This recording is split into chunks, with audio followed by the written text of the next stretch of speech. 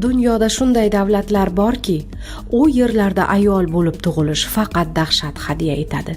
Bugungi dasturimizda shunday davlatlardan 7 tasini e'tiboringizga havola etamiz. Marhamat, tomosha qiling.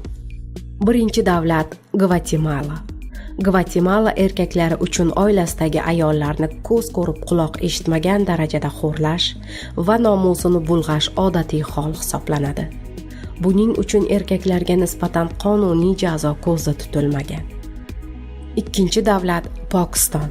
Pokistonda yashovchi ayollarning 95% doimiy tarzda oilasidagi erkaklar tomonidan xo'rlanadi. Ayrim viloyatlarda agar oiladagi qaysidir erkak jinoyatga qo'l urgan yoki qasdlashgan bo'lsa, buning badalini ham ayol to'laydi. Uchinchi davlat Afrika. Markaziy Afrikaning Chad shahrida ayollar umuman haq-huquqlardan mahrum etilgan. Ularni asosan 10-12 yoshga yetganda turmushga uzatishadi.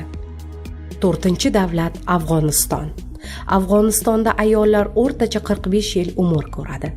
Ularning 85% savodsiz. Bu mamlakat ayollari farzandlarini faqat uyida dunyoga keltirishga mahkum. Shuning uchun ham Afg'oniston tug'ruq paytida ayollarning o'limi bo'yicha dunyoda birinchi o'rinda turadi. 5-davlat Kongo.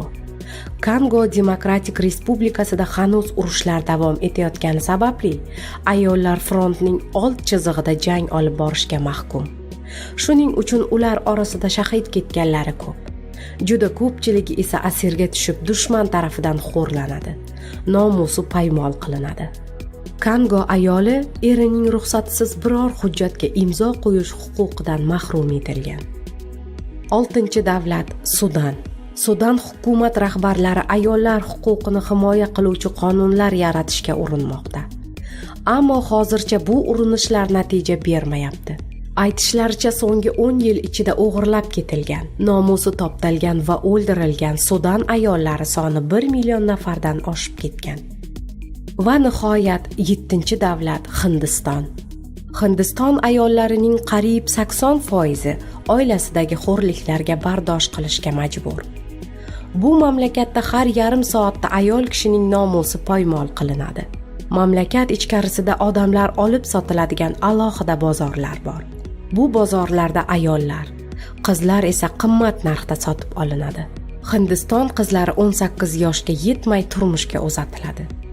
Aziz muxlis, biz sizga yetkazmoqchi bo'lgan ma'lumotlarimiz mana shulardan iborat edi. Sizga dasturimiz ma'qul kelgan bo'lsa, o'z fikr-mulohazalaringizni izohlarda yozib qoldiring. Xayr, omon bo'ling.